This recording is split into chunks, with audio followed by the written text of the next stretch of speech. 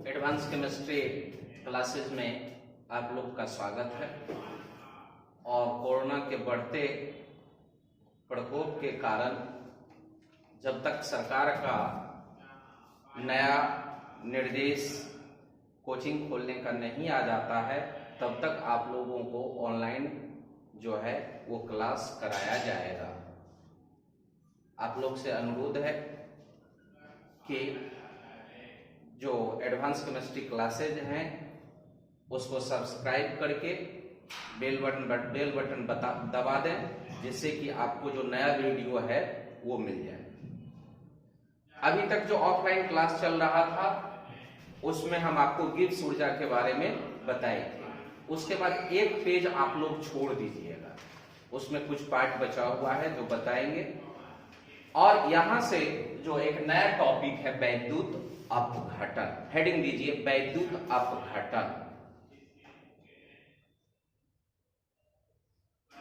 आप लोग से अनुरोध है कि जब भी क्लास अपना प्रारंभ करें कॉपी लेकर के, और जैसे क्लास चल रहा है ठीक उसी प्रकार से ही आपका क्लास चलेगा। कॉपी लेकर के बैठे और कलम लेकर के बैठे और लिखते जाएं, और ठीक उसी प्रकार से जैसे जैसे बोर्ड पर लिखा हुआ है उसी का पालन करेंगे जो ऑफलाइन क्लास में आप लोग पालन करते थे।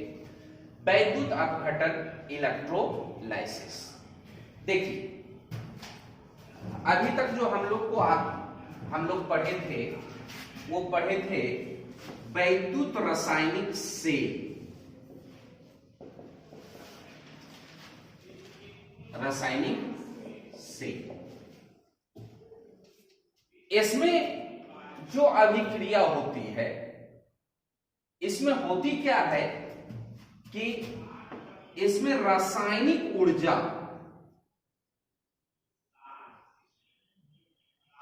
का परिवर्तन जो है वो विद्युतीय ऊर्जा में होता है।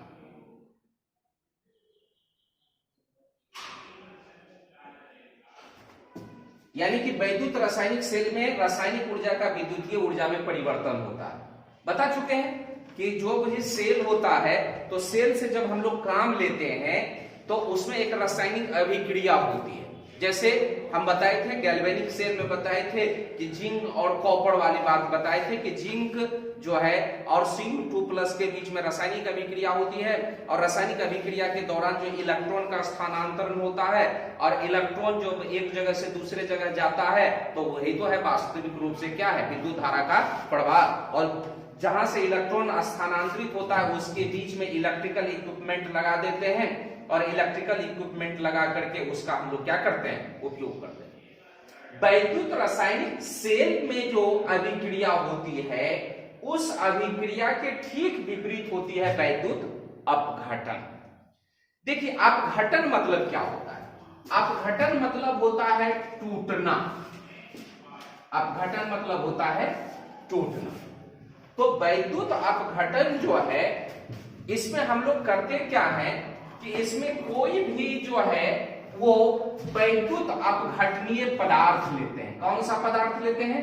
वैद्युत अपघटनीय पदार्थ। और वैद्युत अपघटनीय पदार्थ कौन सा पदार्थ होगा? होगा आपका आयनिक यौगिक। आयनिक यौगिक ये आपका वैद्युत अपघटनीय पदार्थ होगा, आयनिक यौगिक।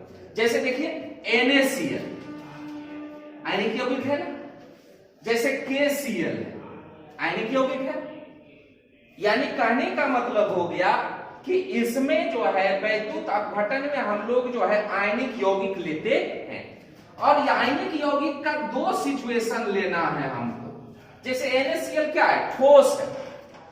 तो ठोस है तो उसमें आप विद्युत धारा प्रवाहित कीजिएगा तो विद्युत धारा हो जाएगा? नहीं ना जाएगा, उसमें नहीं जाएगा। जैसे मान लो कि नमक का बोरा है, दुकान के बाहर नमक वाला बोरा छोड़ देता, तब बोरा में एक जगह लाइन लगाओ और दूसरे जगह बोरा को छुओ नमक वाला, तो तुमको जो है वो करंट नहीं मारेगा। लेकिन उसका क्या लेना है? दो रूप लेना है। एक लेना है द्रव या फिर लेना है जलीय विलयन। दो रूप लेना है, या तो द्रव लेना है या क्या लेना है? जलीय विलयन। तो जब आप द्रव लेते हैं या जलीय विलयन लेते हैं तो क्यों लेते हैं? तो इसलिए लेते हैं कि जब आप द्रव लिए तो ये NaCl जो है वो NaCl के रूप में नहीं है। NaCl जो है वो द्रव रूप में है Na प्लस और Cl माइनस, Na प्लस और Cl माइनस के रूप में। अगर आप KCl लेते हैं तो ये आपका है K प्लस और Cl माइनस के रूप में। तो इसीलिए हम लोग क्या करते हैं कि जो वैद्युत अपघटनीय पदार्थ है, चाहे NaCl हो चाहे KCl हो, दोनों का जो हम लोग या कोई भी पदार्थ है जो वैद्युत अपघटनीय है, वैद्युत अपघटनीय पदार्थ उसको कहते हैं जो अपने द्रव अवस्था में या फिर जलीय विलयन में अपने आयन में, अपने आयन मतलब धन आयन एवं ऋण आयन में विभाजित हो जाता है। तो जैसे NaCl लिए और अगर उसका द्रव ले लेंगे तो द्रव अवस्था में या जलीय अवस्था में ये Na प्लस रहेगा और क्या रहेगा, Cl माइनस रहेगा। KCl ले लिए तो द्रव अवस्था या जलीय अवस्था में क्या रहेगा, K प्लस रहेगा या फिर क्या रहेगा, Cl माइनस रहेगा। अब हम लोग करते क्या है, हम लोग करते क्या है कि जब इसका जो द्रव अवस्था ले लेते हैं तो इसमें विखंडन होता है। जैसे Na है तो Na प्लस है, अगर मान लीजिए एक्वस है तो ये जो है आप वैद्युत अपघटन में जो है वो बाहर से एनर्जी, विद्युतीय ऊर्जा प्रोवाइड किया जाता है, बाहर से हम लोग विद्युत धारा का प्रयोग करते हैं। तो विद्युत धारा में निश्चित रूप से क्या होता है, इलेक्ट्रॉन होता है। तो Na प्लस जो है वो एक इलेक्ट्रॉन ग्रहण किया और ये क्या बना दिया, Na बना दिया। और इसी दौरान जो है वो Cl माइनस जो था, या तो ये लिक्विड अवस्था होगा या एक्वस अवस्था, ये एक इलेक्ट्रॉन लूज किया तो ये बना दिया Cl प्लस, क्या बना दिया, एक इलेक्ट्रॉन बना दिया। अब देखिए एक इलेक्ट्रॉन ये काटने के लिए बताए थे आप लोग को, ये कट गया तो ये बन गया, क्या बन गया, Na plus aqueous plus Cl minus aqueous, और ये बन गया सोडियम और प्लस क्या हो गया, क्लोरीन। ये वास्तव में क्या था, NaCl था। ये क्या था, वास्तव में NaCl था, और हमको ये मिला, क्या मिला, सोडियम मिला और प्लस क्या मिला, क्लोरीन। देखिए ऐसा लिखते हैं, अणु क्लोरीन जो है वो जब तक मिलेगा अणु के रूप में रहेगा। क्योंकि यहाँ एक क्लोरीन है तो यहाँ 1/2 किए हैं, हम इसके आणविक रूप दिखाने का प्रयास किए हैं। आप चाहिए तो इसको बैलेंस कर सकते हैं। बैलेंस करने का मतलब हो गया कि इसमें 2 गुना कर दीजिएगा तो ये खत्म हो जाएगा। यानी अगर आप चाहें तो इसको बैलेंस कर सकते हैं। NaCl कितना लेना पड़ेगा, 2, तो ये बना देगा 2Na और प्लस क्या बन जाएगा, Cl2। तो वैद्युत अपघटन क्या है, तो वैद्युत अपघटन जो है वो विद्युत धारा के प्रयोग के द्वारा किसी भी जो है वैद्युत अपघटनीय पदार्थ को तोड़ना जो है वो क्या कहलाता है, वैद्युत अपघटन कहलाता है। और वैद्युत रासायनिक जो अभिक्रिया है या वैद्युत रासायनिक सेल में जो हम लोग अभिक्रिया को संपन्न कराते हैं, उसका ठीक इसका ये वैद्युत अपघटन जो है वो उल्टा होता है। उसमें रासायनिक अभिक्रिया के फलस्वरूप जो है वो विद्युत धारा उत्पन्न होती है, और इसमें जो है वो विद्युत धारा का प्रयोग करके रासायनिक अभिक्रिया कराया जाता है। तो लिखो वैद्युत अपघटन। लिखते हैं कि किसी भी वैद्युत अपघटनीय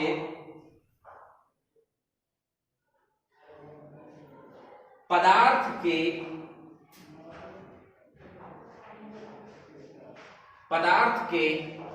द्रव अवस्था या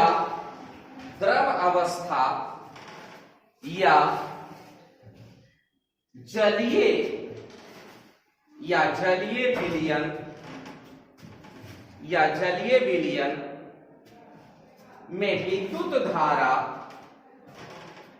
जलीय विलयन में विद्युत धारा प्रवाहित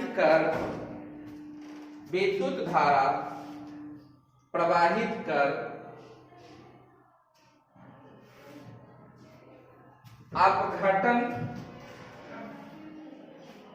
अपघटन क्रिया को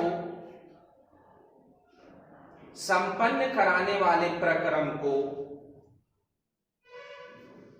संपन्न कराने वाले प्रक्रम को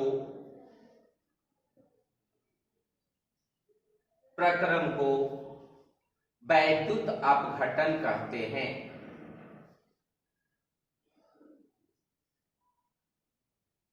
वैद्युत अपघटन कहते हैं। जैसे मैं इसको उतारूं, जैसे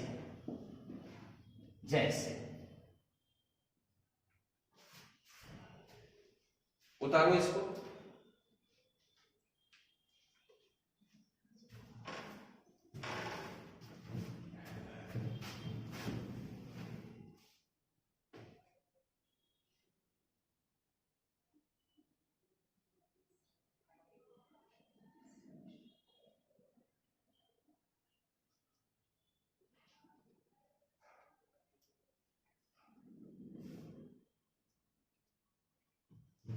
यहां पे तुम लोग एक चीज लिख सकते हो, विद्युत धारा। यहां पे लिख सकते हो विद्युत धारा, यानी कहने का मतलब हो गया कि इस प्रक्रिया में जो है वो विद्युत धारा का प्रयोग किया गया। और ये हमेशा आपका क्या होना चाहिए, या हमेशा होना चाहिए या तो लिक्विड होना चाहिए या फिर एक्वस होना चाहिए। ये भी आपका क्या होना चाहिए, या तो लिक्विड होना चाहिए या क्या होना चाहिए, एक्वस होना चाहिए।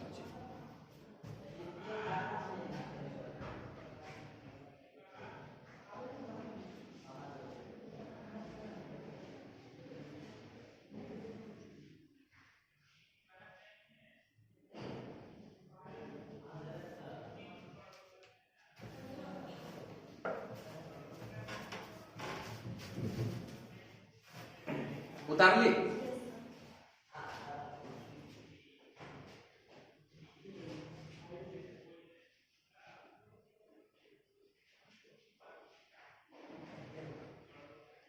देखो एक स्टार लेकर के लिखेंगे या डैश लेकर के लिखेंगे, जिसका भी है। जो ये क्या है, वैद्युत अपघटन में क्या होता है, रासायनिक ऊर्जा नहीं, वैद्युतीय ऊर्जा का परिवर्तन किसमें होता है, रासायनिक ऊर्जा। तो लिखते हैं डैश लेकर के कि वैद्युत अपघटन में वैद्युत अपघटन में वैद्युतीय ऊर्जा का वैद्युत अपघटन में वैद्युतीय ऊर्जा का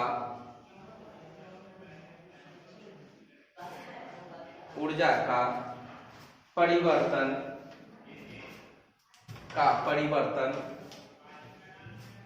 रासायनिक ऊर्जा में होता है।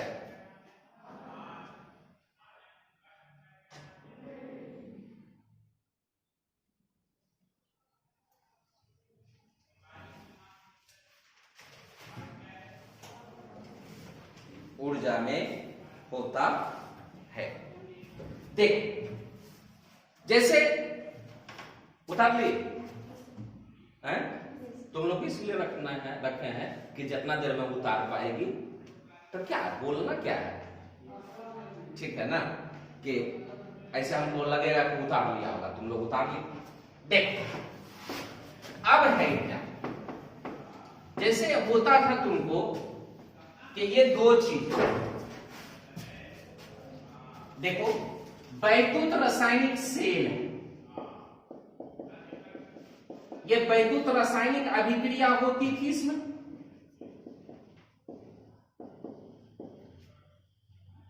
होती है वैद्युत, ये सेल में होती है। और एक तुम्हारा है वैद्युत अपघटन,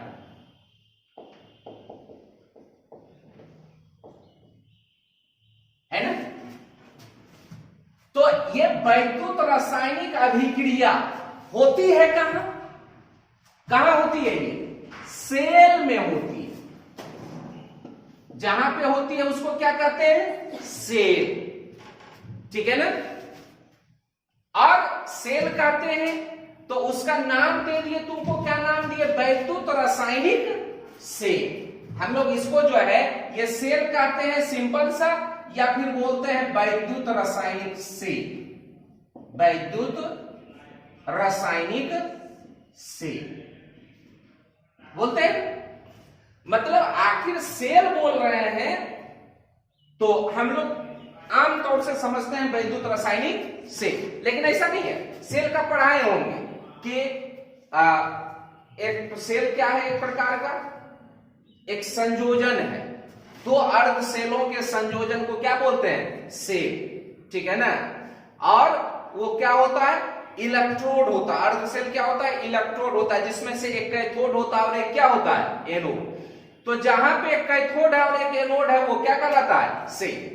और वैद्युत रासायनिक अभिक्रिया जो होती है, जिसमें होती है, जिस जगह होती है, जिस निकाय में होती है, जिस सिस्टम में होती है, उसको बोलते हैं वैद्युत रासायनिक सेल।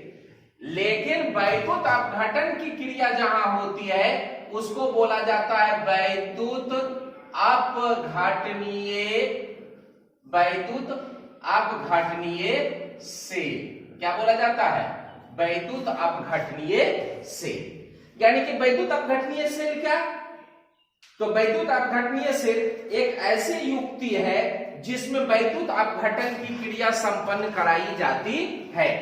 इलेक्ट्रोलाइटिक सेल इसको बोलते हैं, इंग्लिश में बोलते हैं इलेक्ट्रोलाइटिक सेल, इलेक्ट्रोलाइटिक सेल। और इसको बोलते हैं, क्या बोलते हैं, इलेक्ट्रोकेमिकल सेल। क्या बोलते हैं इसको, इंग्लिश में बोलते हैं इसको इलेक्ट्रोकेमिकल सेल, या बहुत सारा नाम दिए थे, गैल्वेनिक सेल, वोल्टिक सेल, ये सब नाम दिए थे। तो अगर कोई पूछेगा कि वैद्युत अपघटनीय सेल क्या है, तो वैद्युत अपघटनीय सेल एक ऐसी युक्ति है जिसमें वैद्युत अपघटन की क्रिया क्या कराई जाती है, संपन्न कराई जाती है। तो लिखते हैं कि वैद्युत अपघटनीय सेल क्या है, वैद्युत अपघटनीय सेल क्या है।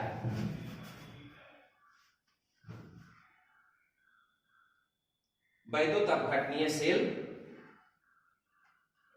क्या है, इसके संरचना, इसके संरचना के बारे में लिखें, इसके संरचना के बारे में लिखें। क्या है वैद्युत अपघटनीय सेल, वैद्युत अपघटनीय सेल एक ऐसी युक्ति है जिसमें क्या संपन्न कराई जाती है, वैद्युत अपघटन की क्रिया संपन्न कराई जाती है। तो लिखते हैं कि वैद्युत अपघटनीय सेल, वैद्युत अपघटनीय सेल एक ऐसी युक्ति है,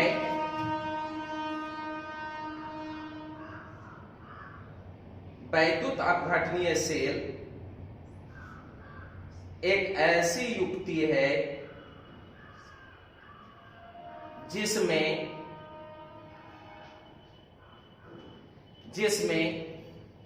वैद्युत अपघटन की क्रिया, जिसमें वैद्युत अपघटन की क्रिया संपन्न कराई जाती है,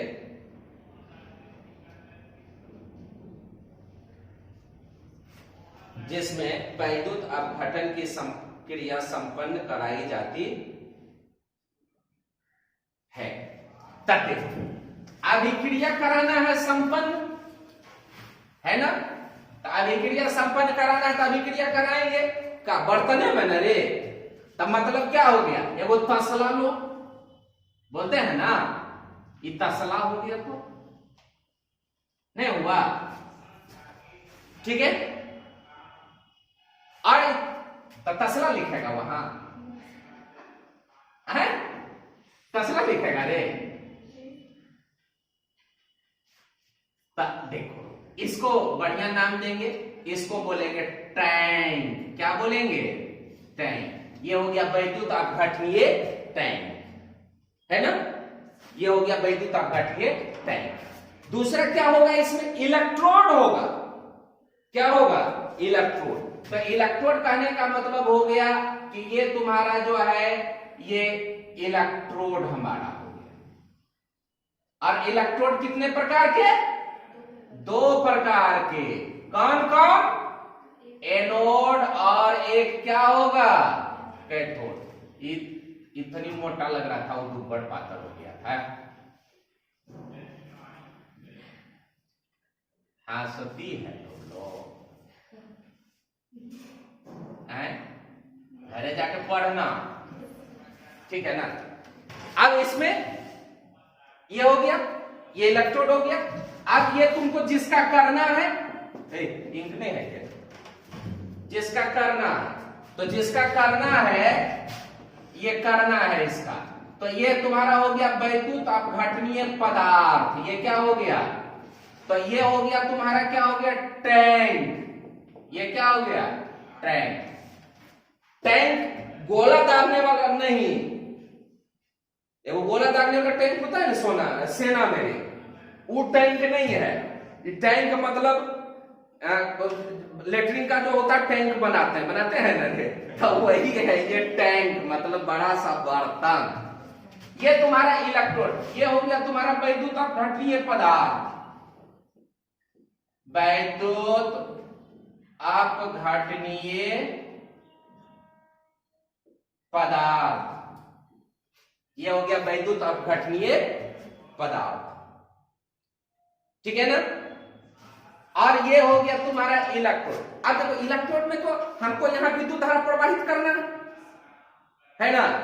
तब विद्युत धारा प्रवाहित करना है, तब तो हमको क्या करना पड़ेगा कि विद्युत धारा प्रवाहित करने के लिए हमको सेल लेना पड़ेगा। क्या लेना पड़ेगा? सेल। तो सेल लेना पड़ेगा, तो देखो ये जोड़ देते हैं ऐसे ऐसे, है ना? और जहां सेल लगाते हैं मतलब तब वहां लगाते हैं, क्या लगाते हैं? कुंजी। अब देखो, अब सेल में देखो एगो लंबा रहता है, एगो छोटा रहता है। सेल का सिंबल लंबा वाला क्या होता है? ई होता है प्लस, आई होता है माइनस। नहीं, तो एगो का एगो ये इलेक्ट्रोड है, एगो प्लस से जोड़ोगे और एगो किससे जोड़ोगे? माइनस से जोड़ोगे। अब देखो विद्युत धारा प्रवाहित किधर से होती है? एने से ना? अरे एने से ना होगा, पत्रका से मोटा, ये जो है छोटा से किधर होता है? बड़ा। तो इलेक्ट्रॉन इसके ठीक, मतलब इलेक्ट्रॉन इधर आ रहा होगा। कहां आ रहा होगा इलेक्ट्रॉन? इलेक्ट्रॉन किधर आ रहा होगा? चल रहा, इलेक्ट्रॉन इधर आ रहा होगा ना? और विद्युत धारा किधर जा रहा होगा? आई। तो इलेक्ट्रॉन यहां आ रहा, तो इलेक्ट्रॉन लेगा यहां पर। जब इलेक्ट्रॉन यहां आ रहा है, तो इलेक्ट्रॉन जो यहां पर रहेगा वो ग्रहण करेगा, और जो ग्रहण करता है वो अवकरण न कहलाता है। तो अवकरण किस इलेक्ट्रोड पर होता है? कैथोड पर। बार बार बोले हैं, ऑब्जेक्टिव पूछा जाता है कि कैथोड पर हमेशा क्या होता है? अवकरण। कैथोड पर हमेशा क्या होता है? अवकरण होता है, ये कहीं बदलता नहीं है। तो ये देखो इलेक्ट्रॉन इधर आ रहा, तो यहां पे इस इलेक्ट्रोड पे क्या होगा? अवकरण। इस पे क्या होगा? अवकरण। और जिस इलेक्ट्रोड पर अवकरण होता है उस इलेक्ट्रोड का नाम कैथोड। उस इलेक्ट्रोड का नाम क्या होता है? कैथोड। तो इसका नाम क्या हो गया? कैथोड। इसका नाम हो गया कैथोड। तो ऑक्सीकरण किस पे होगा? एनोड। दूसरे पे होगा। तो जिस पे ऑक्सीकरण होता है उसको क्या बोलते हैं? एनोड। उसको क्या बोलते हैं? एनोड। जिस पे ऑक्सीकरण होता है उसको क्या बोलते हैं? एनोड। तो ये तुम्हारा इलेक्ट्रोड हो गया। और ये क्या हो गया? ये तुम्हारा जो है ये तुम्हारा विद्युतीय स्रोत न हुआ, बैटरी क्या हो गया?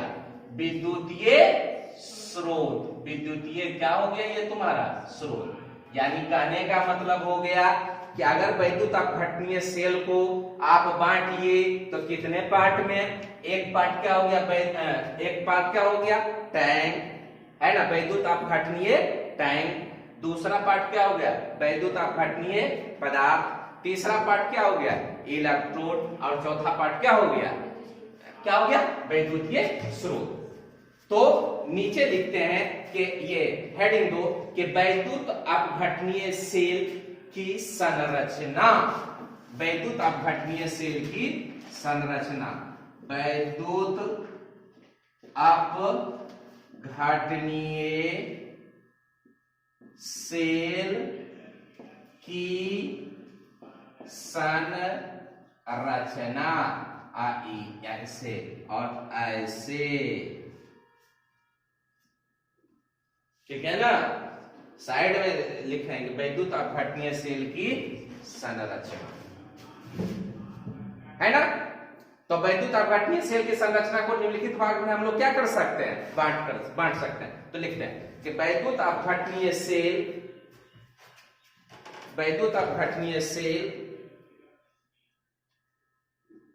को निम्नलिखित भागों में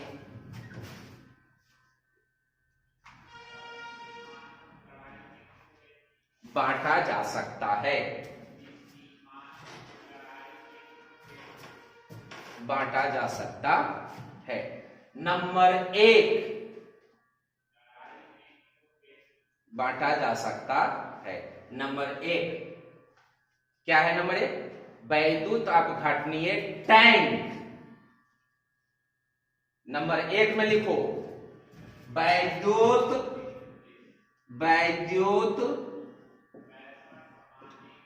अपघटनीय टैंक, मतलब तसला। नहीं रे, अगर बाहर का लोग सुनेगा तो ये कहेगा ये तसला क्या पढ़ाते हैं। नहीं, वैद्युत अपघटनीय क्या है? टैंक।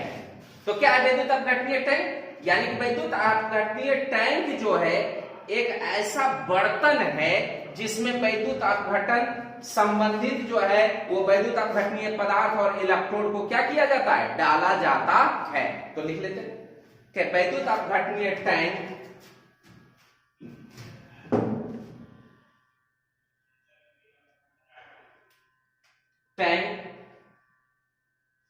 एक ऐसा बर्तन है जिसमें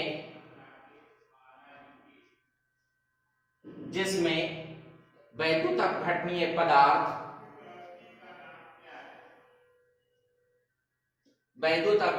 पदार्थ एवं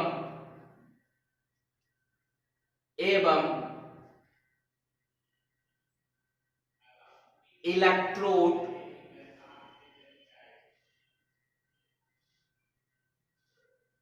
को रखा जाता है, इलेक्ट्रोड को रखा जाता है।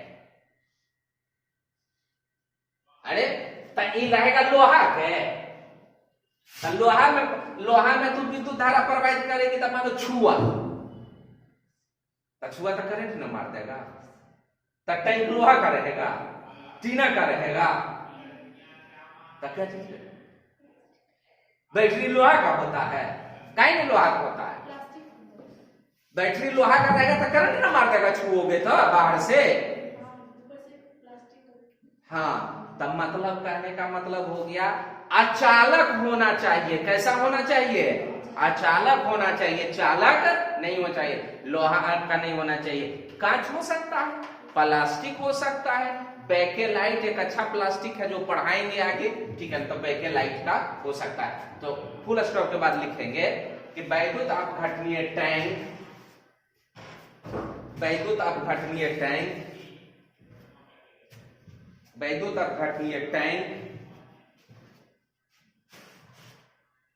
अचालक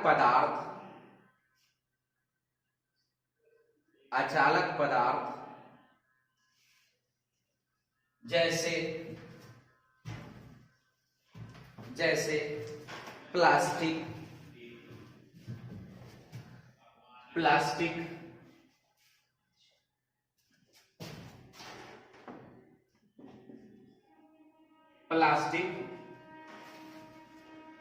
कांच कांच या बैकेलाइट का होता है। बैकेलाइट का होता है।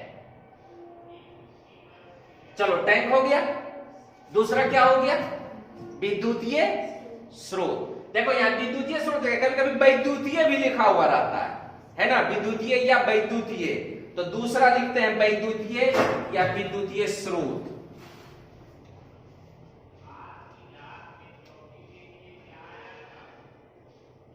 विद्युतीय या गड़बड़ाना नहीं, वैद्युतीय स्रोत। क्या है ये? आवश्यकता अनुसार जो है वो वोल्टता के आधार पर क्या है, ये बैटरी है ना। कोई भी बाह्य स्रोत हम लोग ले सकते हैं, ठीक है ना, जो कि विद्युत अपघटन के लिए जो है वो क्या प्रदान करता है, विद्युत ऊर्जा प्रदान करता है। तो लिखते हैं कि वैद्युतीय स्रोत के रूप में, वैद्युतीय स्रोत के रूप में आवश्यकतानुसार वोल्टेज का सेल, आवश्यकतानुसार वोल्टेज का सेल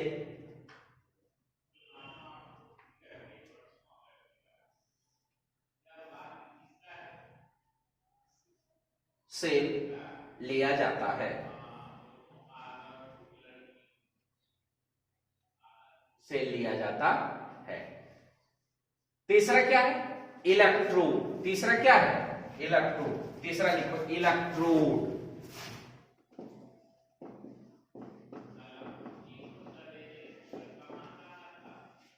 तीसरा ना है इलेक्ट्रोड। ये क्या है? तो विद्युत धारा को जो है वो वैद्युत अपघटनीय पदार्थ तक जो है वो पहुंचाने में क्या करता है? सहायता प्रदान करता है। तो लिखते हैं कि यह विद्युत धारा को, या विद्युत धारा को वैद्युत अपघटनीय पदार्थ, वैद्युत अपघटनीय पदार्थ के पास पहुंचने में सहायता प्रदान करता है।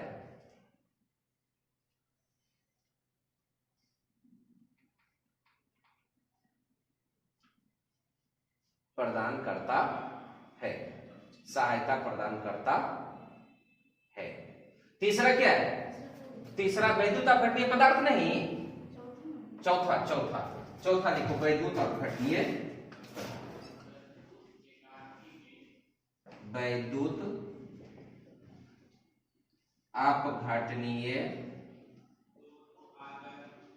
पदार्थ है ना। ये है ना मेन दुल्हा हुआ है। अच्छा नहीं, वही मेन दुल्हा यही ना हुआ।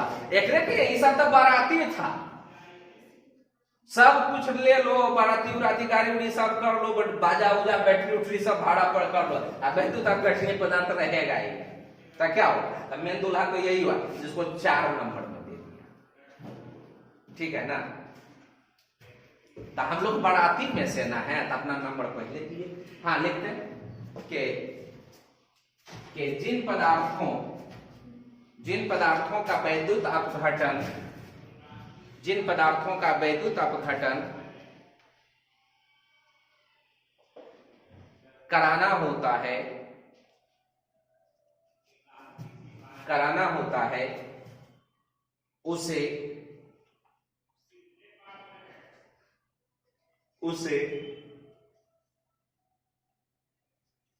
उसके द्रव या जलीय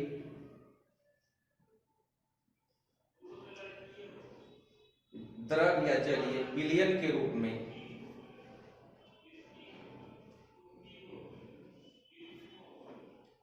द्रव या जलीय विलयन के रूप में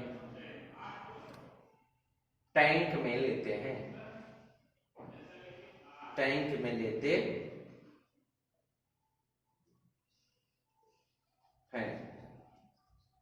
टैंक में लेते हैं। दूसरा चीज, ये फिगर बनाओ, फिगर बनाओ।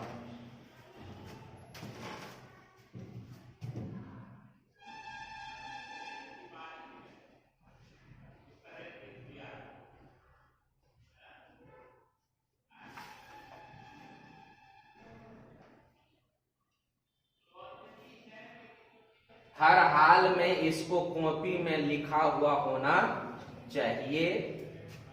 सब लोग सुन लो, हर हाल में कॉपी में लिखा होना चाहिए। प्रत्येक वीक जो है सोशल डिस्टेंसिंग और जो कोरोना का सरकारी रूल नियम्स है उसको मानते हुए टेस्ट होगा और टेस्ट देने के लिए आना है। हम देंगे मैसेज तुमको कि कितना लोग को आना है, जितना में हम सरकार के गाइडलाइन का पालन कर सकते हैं उतने ही लोग को बुलाएंगे। फिर उसके बाद दूसरा का होगा, उसको बुलाएंगे और उस दिन उस कॉपी को लेकर के आना है। हम चेक करेंगे कि पूरा तुमने लिखा है या नहीं लिखा है। धन्यवाद।